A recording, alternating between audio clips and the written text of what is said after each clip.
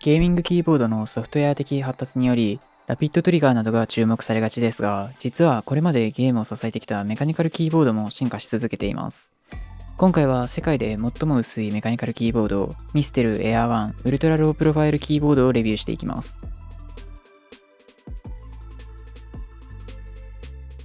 今回紹介するミステルエアー1は、ジェリー MX が開発した最も薄いメカニカルスイッチであるジェリー MX ウルトラロープロファイルを搭載したキーボードです。現状、このスイッチを搭載したゲーミングキーボードはコルセア K100 エアーのみであり、このようなミニマムサイズは現状このエアー1のみとなります。カラーリングはブラックとシルバーの2色展開であり、今回はシルバーのタクタイルをいただきました。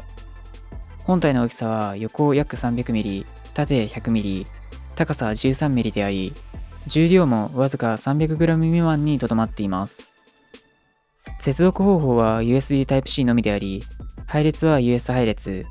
サイズはゲーマーにも対応する 65% となっています。専用のソフトウェアがないのと Bluetooth 機能がないのは残念ですが、RGB などのコントロールは手動で可能なので旧大電と言えるでしょう。そもそもなぜこのようなゲーミングキーボード以外を動画にしたかというと、シンプルに自分が Air1 のゲーミングキーボードとしてのポテンシャルを無視できなかったからです。ジェリー MX ロープロファイルを搭載しているということは、磁気スイッチキーボードまでとは言わずとも、明らかにこれまでのメカニカルスイッチよりは高速です。ミステル Air1 はゲーミングキーボードを謳ってリリースはされていませんが、ポーリングレート 1000Hz、サイズも 65% に対応することから、十分ゲーミングキーボードとしての役割を果たすことが期待できます。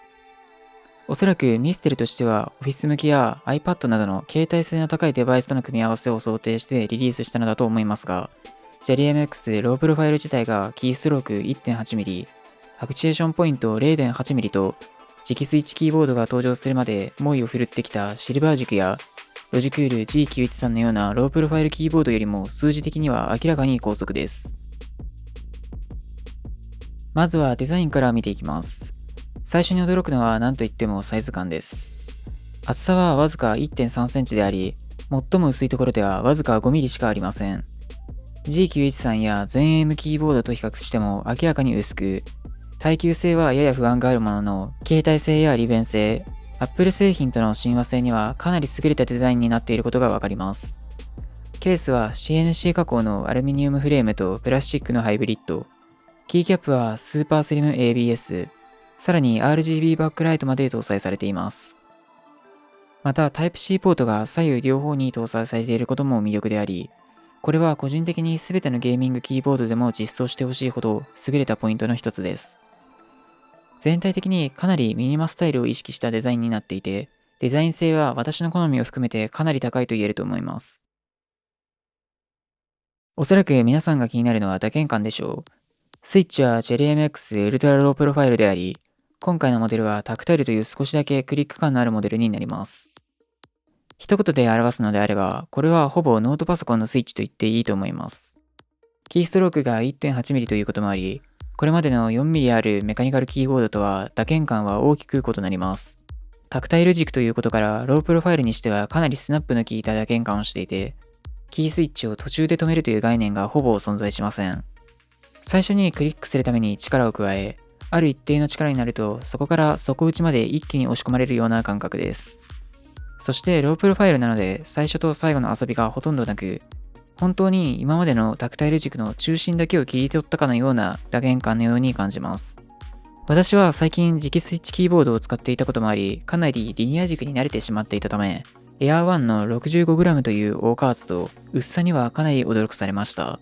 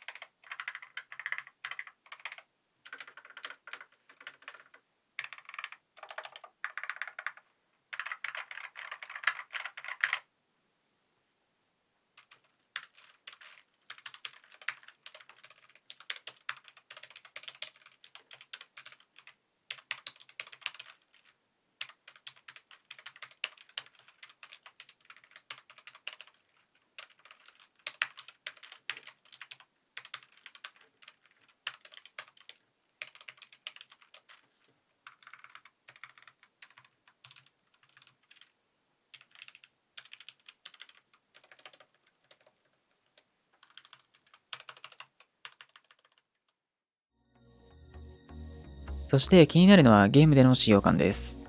例えばほとんど同じキーストロークを持つ全 M キーボードをアクシエーションポイントを 1mm、リセットポイントを -0.05mm に設定し比較した場合、キーストローク的には Air1 とほぼ同じキーボードが再現できます。つまりインゲームでの体感はほとんど同じになることが予想できますが、実際はそれとは異なるものでした。具体的には同じキーストロークにもかかわらず、全 M キーボードの方がキー操作がクリアであり、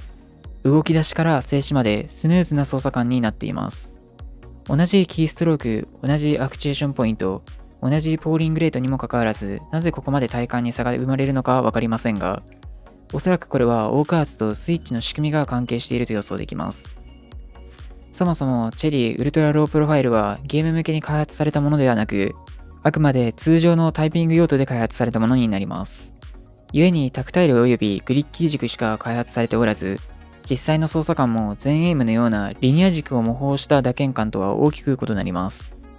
全エイムのような磁気ホールスイッチはクリック感がほぼないストレートな打鍵感になりますが、タクタイル及びクリッキーは段差感のある硬い打鍵感を特徴としています。故に連続したキー入力には全く似ておらず、先ほども説明した通りキーストロークにおける中間がないような打鍵感となってしまいます。このタクタイル感によって自分が意図しているキー入力のタイミングがずれやすく、逆にキーを離した際のタイミングもかなりピーキーなものになってしまいます。正直な話、全く使えないわけではなく、むしろ G913 や 4mm のシルバー軸と比べれば明らかに速いことを実感できますが、ゲームにおいてはタクタイル感がそれらの良さを全て打ち消してしまっていると言っても過言ではありません。これは悪い意味ではなく、仮にリニア軸のウルトラロープロファイルが開発された時には、ゲームにおける可能性がさらに広がり、逆になぜ最近のゲーミングキーボードがリニア軸ベースにこだわるのか再確認できるいい機会にもなりました。何度も言いますが、そもそも Air1 はこのコンパクトさとデザイン性を売りにしたキーボードであり、ゲーミング用とは謳っていません。通常用途としての Air1 はデザイン的にも革新的にもかなり優れたキーボードであり、逆にリニア軸が開発されればロープロかつメカニカルのキーボードとしてはスペックは頭一つ抜けたものになります。クリック感もゲーマーには不要かもしれませんが、タイピング用途としてはキーボードにおける重要な要素の一つです。日本でのリリースは11月末を予定しており、現時点で価格は不明です。気になる方は正規代理店であるアーキサイトの X などをチェックしておくようにしましょう。